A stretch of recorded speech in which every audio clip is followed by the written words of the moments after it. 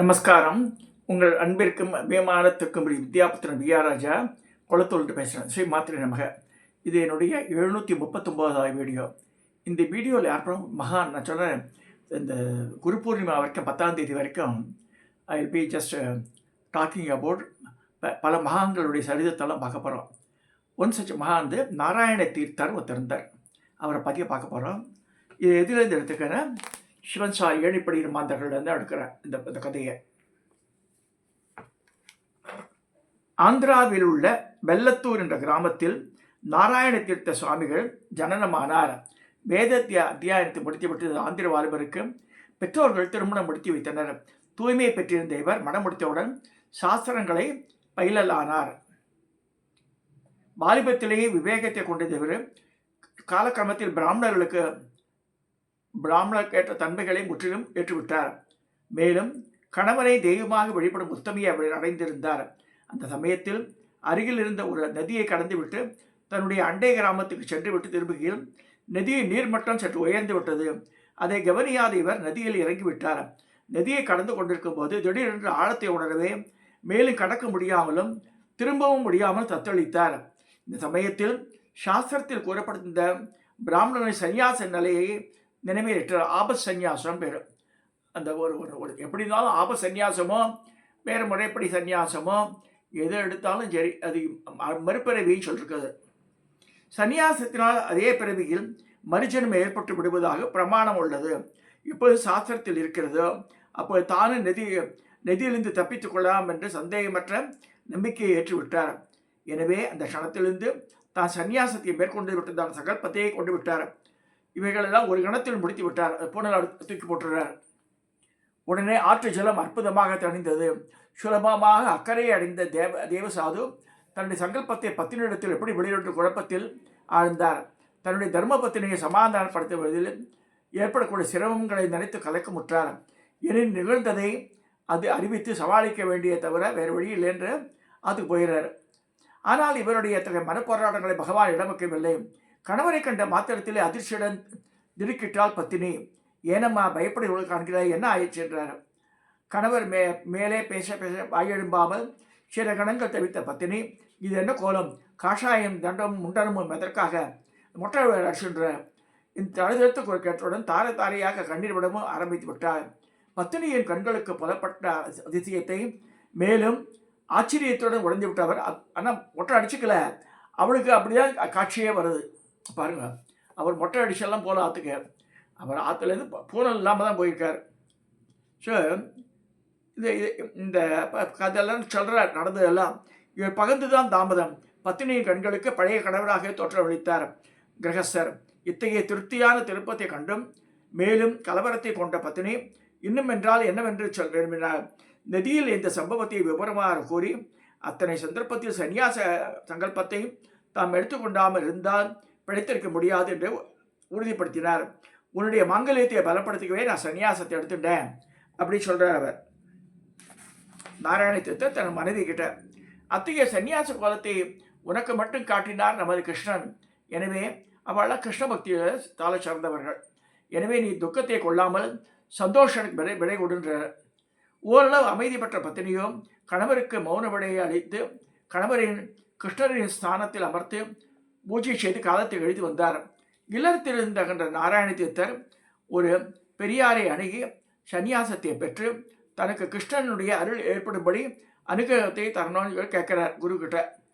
குரு காவேரி தீர்த்தில் அமர்ந்திருக்கும் போதியேந்திர சாமிகளை போய் அப்ரோச் பண்ணுன்றார். குருவினிடம் விடை பெற்று கொண்டு நாராயண தீர்த்தர் பல பிராத்தியங்களை கஷேத்ராடனங்களை ஏற்று கடைசியாக திருப்பதியை அடைந்தார். வெங்கடேஸ்வரி சன்னதியிலேயே சில நாட்கள் வரை தங்கியிருந்த மனம் கொண்டு விட்ட அவர் தினமும் கோவிலை பிரதர்ஷனம் செய்து கொண்டு வருவதையும் சன்னதியில் தூரம் நின்று தரிசிப்பதையும் தன்னுடைய பணியாக நித்தியப்படி கடமையாக வச்சிருந்தார் அவர். இப்போ என்ன நடக்கிறது பார்க்கலாம். ஒரு நாள் சன்னதிக்கு நேராக வெகு தூரத்தில் சற்று விலகி அடக்கத்துடன் பகவானை சோத்தெடுத்துக் கொண்டிருக்கும் போது சுமார் 11 வயது உள்ள ஒரு சிறுவன் இனிப்பு பண்டங்கள் படை முதலியவற்றுடன் இவருக்கு எதிரில் காணப்பட்டான். மேலும் இவருடைய கவனத்தை திருப்பும் வகையில் இவருக்கு எதிராக சற்று தூரத்தில் நின்று பதார்த்தங்களை துரித காலத்தில் பதம் பார்த்தான். எல்லாம் அடிச்சுட்டு சாப்பிட்றான். பையன் பார்க்கறதுக்கு நல்லாவும் இருக்கான். ஒரு 10-12 வயசுல தான் இருக்குவான். எல்லாம் சாப்பிட்டு முடிச்சுட்டான். முடிச்சுட்டு செகண்ட் டைம் போய் திருப்பி கொண்டுறான் தட்டு நிறையா. ஸோ ஓடி போய் மறுபடியும் பட்சணங்கள் மடி நிறைய கொண்டு வந்து இவர் எதிரே உட்கார்ந்து தன் வேலையை ஆரம்பித்தார். சிறுவருக்கு உண்டான பட்சண ஆசையை இந்த பையனிடத்தை கண்ட நாராயண தத்தர் ஆனந்தம் கொண்டு அவனையே உற்று பார்த்தார். வேலையில் மும்முரத்தை காட்டிய சிறுவனோ இவர் தன்னை கவனிப்பதை கண்டு என்ன பார்க்குறாங்க, எனக்கு தெரியலையா என்று கேட்டான். எனக்கு தெரியலையே அப்படின்னு சொல்கிறாரு நாராயண தீர்த்தர். நான் தான் கோபாலன், உன்னிடம் சேர்ந்து வாசிக்கவில்லையா, மறந்துட்டேன், உன்னோட இந்த குருகுலத்துக்கெல்லாம் வந்திருக்கிறேன்றான். அப்போ படித்து வந்த காலத்தில் கடந்த சில நிகழ்ச்சிகளை அவருக்கு நினைவூட்டி இதை கேட்டு ஆச்சரியப்படுது தேவசாது. ஆம், உண்மைதான், ஆனால் எனக்கு வயசாகிடுத்து, நீ மட்டும் இப்படி குழந்தையா வயசு 12 வயசு பையனாகவே இருக்கேன் அப்படின்னு கேட்குறாரு. ஆம், நான் வளரவில்லை, அப்படியே தான் இருக்கேன்றான் ஒரு பையன். இவ்வாறு உரையாடி கொண்டிருக்கையில் பையன் தின்பண்டங்களை வாய் நேரை அடைத்து புசிக்க தோண்டே இருந்தான். இதை பார்த்த தெய்வசாது பையனுக்கு வயிற்று வலி வந்துடுமே என்று மனதிற்குள் அனுதாபத்தை கொண்டதுடன் சொல்லவும் மனம் கொண்டு விட்டார். எனவே அன்பும் நயமும் கலந்த பதங்களால் குழந்தாய் வயிறு வலிக்குமே என்று இவர் கூறி முடிப்பதற்குள், என்ன உனக்கு வயிறு வலிக்குதா என்று அந்த பையன் கேட்குறான். எனக்கு இல்லைப்பா, நீ படி சாப்பிட்டுட்டே இருக்கிய, உனக்கு தான் வயிற்று வலி வந்துட்டு போகுதுன்றார். அந்த பையன் சிரிக்கிறான். சார் இவர் தெய்வசாதுக்கு என்ன செய்யன்னு தெரியல. சித்தம் தெளிந்து விட்டது. கிருஷ்ண பரமாத்மையே தனக்கு அருள்பொழியை வந்து விட்டதை உணரானார். ஆனால் கோபாலனும் உன் வயிற்றில் இருக்க, இவருக்கு வயிற்று வலி வந்துட்டு, அந்த பையனை வயிற்று வலி உனக்கு ஒரு சொன்னார் வேறு, ஆனால் இவருக்கு வந்துட்டு வயிற்று வலி அந்த பையன் சாப்பிட்டதுக்கு. கோபாலனும் உன் வயிற்றில் என் கையை வைக்கிறேன், வலி திருந்துவிடும் என்று கூறிக்கொண்டே மகானை நோக்கி வந்தார். இவ்வாறு தன்னை அணுகியதும், கிருஷ்ணா என் வயிற்றில் கையை வைக்காதே, வயிற்று வலி இருந்தால் இருந்து விட்டு போகட்டும், உன்னுடைய அருளுக்கு தான் நான் காத்திருக்கிறேன், என் தலையில் மேல் உன் கையை வை என்று பிரார்த்தித்துக் கொண்டார். கோபாலனும் அருள் புரிந்து மகானின் தலையை கையில் வைத்தார். கை வைத்த உடனே மறந்து விட்டார். ஆனாலும் வயிற்று வலி அப்படின்னு வயிற்றுல கை வச்சிருந்தா தான் அந்த வலி போயிருக்கோம். ஆனால் இவர் என்ன கேட்ட, தலையில கை வச்சு ஞானத்தை கொடுத்துட்டார். சரி, தலையில கை வச்சு மறைஞ்சு போயிடுறாரு. ஒரு சில நாட்கள் வரையில் வெங்கடேஸ்வரருடைய தரிசனத்தில் அமர்ந்து துதித்து விட்டு போதியேந்திர சாமிகளை அடைய வேண்டும் என்ற நோக்கத்துடன் கஷேத்திரங்களை தரிசிக்கொண்டே சோழவள நாட்டில் கோவிந்தபுரத்தை அடைந்தார். ஆனால் போதியேந்திரர் ஜீவன் முக்தி அடைந்து பல மாதங்கள் அறியலானார். எனினும் சில மாதங்கள் வரையில் இந்த மகானின் அதிஷ்டானத்தில் தங்கிவிட வேண்டும் எண்ணம் உதவியலாயிற்று. எனவே அனுதினமும் அவருடைய தியானத்தில் அமர்ந்து சமாதிக்கு பக்கத்திலேயே படுக்கும் விளக்கத்தை ஏற்றுக்கொண்டார். இவ்வாறு படுத்து வந்த ஒவ்வொரு இரவிலும் சமாதியில் இருந்து வெளிக்கிளம்பிய ஸ்ரீராம, இப்போ கூட சொல்லுவா, போதேந்திரருடைய இதில் அதிஷ்டானத்தில் ராம ராம ராம ராம சொல்லிட்டே இருக்குமா. ராமராமாவின் சப்தத்தை வெளியிட்ட நாராயண தீர்த்தர் பக்தி மார்க்கத்தின் மகத்துவத்தையும் உணர்ந்தார். நாராயண தீர்த்தர் அவ்வப்போது ஓரளவு வயிற்று வலியை ஏற்று வந்தாலும் கூட அவர் அதை பாராட்டியதில்லை. பாராட்டாமல் அதை நிவர்த்தி கொள்ள பகவானை பிரார்த்தித்ததாகவும் இல்லை. கோவிந்தபுரத்தை விட்டு புறப்பட்ட மகான் காவிரி தீர்த்தத்தில் கஷேத்திரங்களை தரிசிக்கொண்டே வந்தார். திருவையாற்றை அடைந்தார். ஒரு சில மாதங்கள் வரையில் பெரும்பாலும் திருவையாறில் தன் வாசஸ்தலமாக வச்சிருந்தார். இவ்வாறான ஒரு முன்னிரவில் கண்டியூர் திருக்காட்டுப்பள்ளி சாலையில் கொண்டிருக்கும் போது பகவானுடன் இந்த வலிவில் வாங்கி கொண்டு இவரது வயிற்று வலி சற்று உக்கரத்தை காட்டவே அண்டையிலிருந்து ஒரு பிள்ளையார் கோவிலை போய் அமர்ந்துள்ளார். உடனே பகவான் ஸ்ரீ கிருஷ்ணர் இவருக்கு நித்திரையை கொடுத்து கடமையில் தோன்றி பின் வருமாறு கூறினார். நீ காலையில் விழித்தவுடன் யாரை முதலில் காண்கிறாயோ அவரை பின்பற்றிப்போம், உன்னுடைய வயிற்று வலி தீர்ந்துவிடும் என்று சொல்றார் பகவான கனவுல. ஸோ இவர் நல்லா தூங்க ஆரம்பிச்சிடுறார். இவர் தான் நாராயண தீர்த்தர், தெலுங்கு பிராமணர்.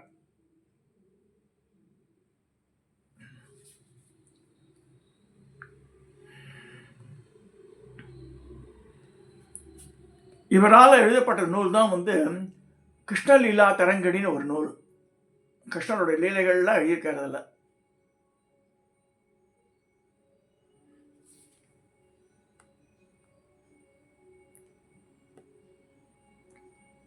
பாருங்க, கிருஷ்ணர் மாடுகளோ உட்கார்ந்துருக்கார், கீழே நாராயண தீர்த்தர் கிருஷ்ணலீலா தரங்கடின்னு போட்டிருக்கு பாருங்க.